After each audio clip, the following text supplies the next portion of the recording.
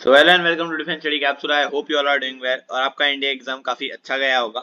India exam हो चुका है और मैंने जितने भी लोगों से बात करी है उनके हिसाब से मैंने एक ओवरव्यू बनाया है कि मैथ्स का गैट का पेपर कैसा आया था और उनकी कट ऑफ कितनी जा सकती है और ओवरऑल कट ऑफ कितनी जा सकती है और क्या आपको कितने मतलब मिनिमम मार्क्स स्कोर करने थे ताकि आपकी कट ऑफ क्लियर हो जाए और कितने क्वेश्चन आपने करे होंगे तो आपकी मार्क मतलब सेफ स्कोर है। ठीक है, तो सेफ स्कोर भी बताऊंगा। तो वीडियो को एंड तक देखना, चैनल पे नया हो तो सब्सक्राइब कर देना। My name is Sachin Upadhyay, you are watching defence study capsule. Let's get started.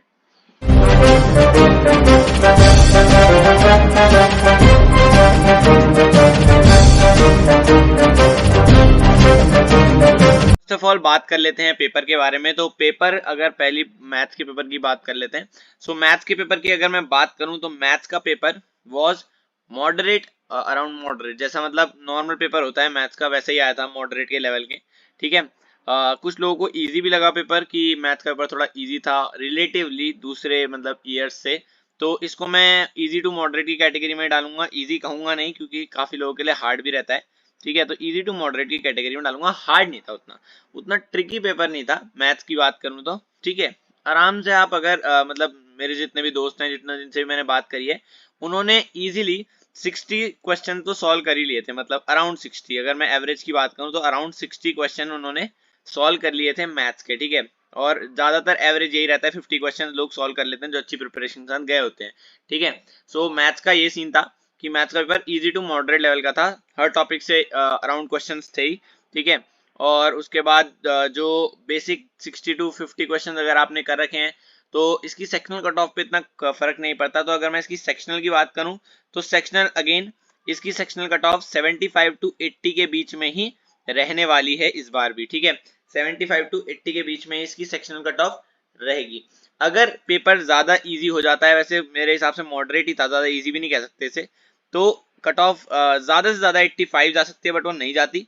75 to 80 में आप हो सकते हैं श्योर कि आपका सेक्शनल कट ऑफ तो क्लियर हो जाएगा। ठीक है, I am talking about sectional cut off maths की। अच्छा, मैथ्स की बात हो गई। ठीक है, कुछ क्वेश्चंस अच्छे भी थे मैथ्स के, एंड क्योंकि उन्हें स्किप करना ही होता है, डालते हैं यूपीएससी वाले। यूपीएससी की ट्रिक होती है, कुछ क्वेश्चन हार्ड डाल देते हैं, लेंदी डाल देते हैं, ताकि आपको पता हो कि उन्हें छोड़ना है। ठीक है, तो वो वाले क्वेश्चंस भी थे, नॉर्मल क्वेश्चंस भी थे, मतलब ओवरऑल मॉडरेट पेपर था। ठीक है, सो इतनी टेंशन लेने की बात नहीं थी मैथ्स में। मैथ्स को लेके बच्चे ज्यादातर खुश थे, मेरे दोस्त तो काफी बोल रहे थे कि आसान पेपर आया था, ठीक ठाक पेपर आया था मैथ्स का। ठीक है, अब बात करते हैं गैट की। परेशानी आई गैट में। ठीक है, मैथ्स में कॉन्फिडेंस बिल्ड हुआ, बट गैट में आते आते वो लो हो गया, बिकॉज गैट का पेपर वॉज रिलेटिवली हार्डर। ठीक है, अब रिलेटिवली हार्डर का मतलब क्या है, देखो पर्सपेक्टिव पे डिपेंड करता है कि बंदा पढ़ के कितना गया और क्या चीज पढ़ के गया। It was relatively harder because जो साइंस का पोर्शन है वो थोड़ा सा रिलेटिवली टफर साइड में आ गया। ठीक है, जीके की तो हमेशा टफ रहती है, जो जीएस वाला पोर्शन होता है जीके का। ठीक है, जो जीके का पोर्शन रहता है जैसे हिस्ट्री ज्योग्राफी पॉलिटी। ठीक है, हिस्ट्री ज्योग्राफी पॉलिटी ये हमेशा से ही हार्ड आया है। ठीक है, ये कभी ज्यादा इजी आया ही नहीं। तो इस बार भी वही सीन था, बट इस बार जो साइंस का लेवल था वो थोड़ा सा यूपीएससी ने रेस कर दिया। ठीक है, जिसकी वजह से जो गैट का पेपर है वो रिलेटिवली हार्डर बन गया। ठीक है, जो स्टूडेंट्स नॉन साइंस वाले हैं और जो बहुत पहले जिन्होंने साइंस पढ़ी होगी, जो अभी 12th पास करके आए हैं साइंस वाले, जनरली साइंस वाले, उनके लिए थोड़ा सा इजियर साइड हो गया, क्योंकि साइंस के क्वेश्चन वो आराम से सॉल्व कर पा रहे थे, क्योंकि वो जेई की प्रिपरेशन भी कर रहे थे साथ में। ठीक है, history geography polity same side पे थी, थोड़ा सा रिलेटिवली जो जियोग्राफी थी वो मैप बेस्ड आई थी, तो उसमें भी थोड़ी सी दिक्कत आ रही थी बच्चों को, क्योंकि map based geography is relatively hard है। ठीक है, उसमें गलती होने के चांसेस ज्यादा होते हैं क्योंकि आप तुक्के नहीं लगा सकते इतने। उसके बाद बात करते हैं हम लोग बायोलॉजी की। तो साइंस का पोर्शन मैंने बताया, बायोलॉजी भी आई थी, काफी अच्छी आई थी। इंग्लिश की बात करते हैं तो इंग्लिश नॉर्मल आई थी, ज्यादा हार्ड नहीं आई थी। इंग्लिश भी मतलब रिलेटिवली मॉडरेट ही कह सकता हूँ मैं। ठीक है, जैसी पेपरों में आती है ऐसा कुछ हार्ड ज्यादा ही हाई फाई नहीं आई थी, मॉडरेट जैसी आती है जीएटी वैसी जैसी आती है इंग्लिश का पेपर वैसा ही आया था। ठीक है, सो इंग्लिश को लेके ज्यादा टेंशन लेने की जरूरत नहीं है, बट साइंस को लेके थोड़ी सी दिक्कत हुई है, और थोड़ा जो जीके पोर्शन था वो भी था। उसके बाद करंट अफेयर के क्वेश्चन भी आए थे। ठीक है, एंड बात करी जाए कि उसमें क्वेश्चन कितने हुए थे एवरेज, तो क्वेश्चन यही है कि जो नॉर्मली जो इंग्लिश के क्वेश्चन होते हैं वो 30 अराउंड हो जाते हैं।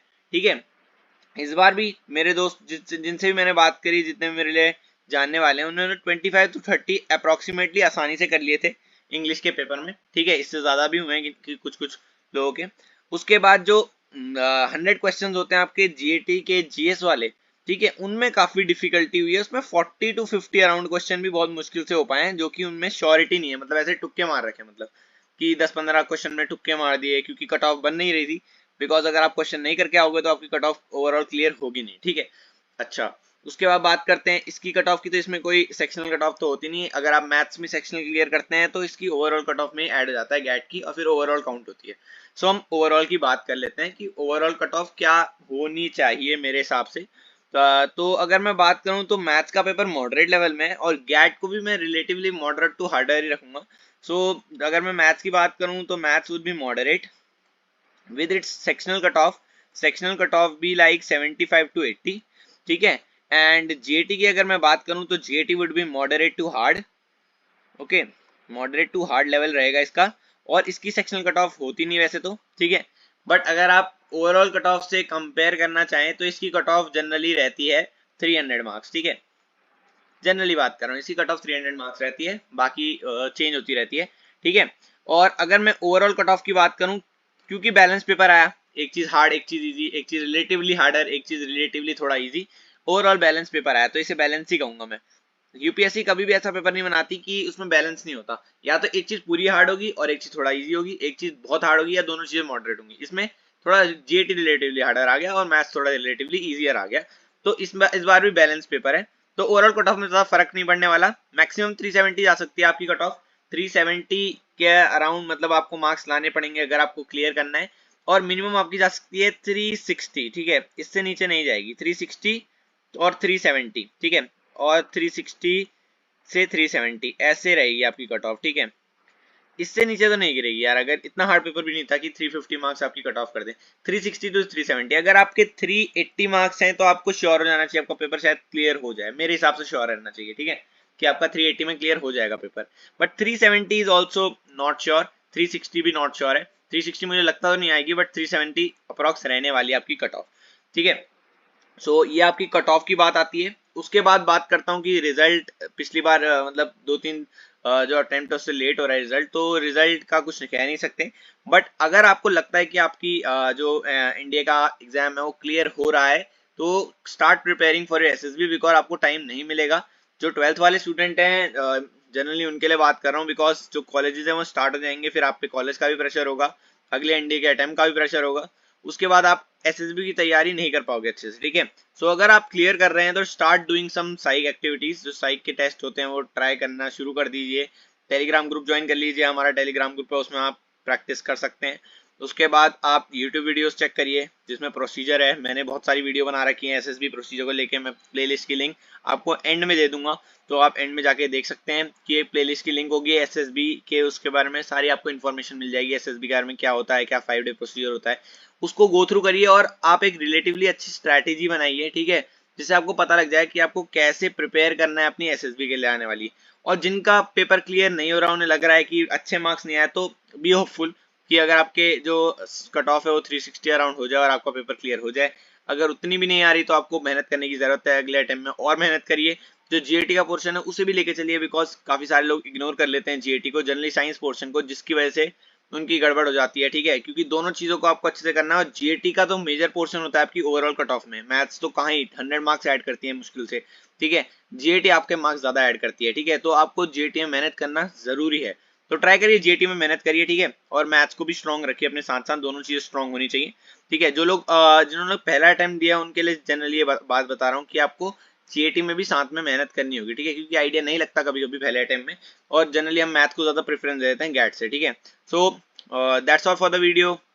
अगर आपको कोई और वीडियो चाहिए, कोई डाउट है आपको, तो आप कमेंट कर सकते हैं, ठीक है, कोई और वीडियो सजेशन है तो भी आप कमेंट कर सकते हैं, टेलीग्राम चैनल ज्वाइन कर सकते हैं हमारा, जो लिंक उसका मैं डिस्क्रिप्शन में डाल दूंगा, ठीक है। So that's all for the video, till the next video, जय हिंद।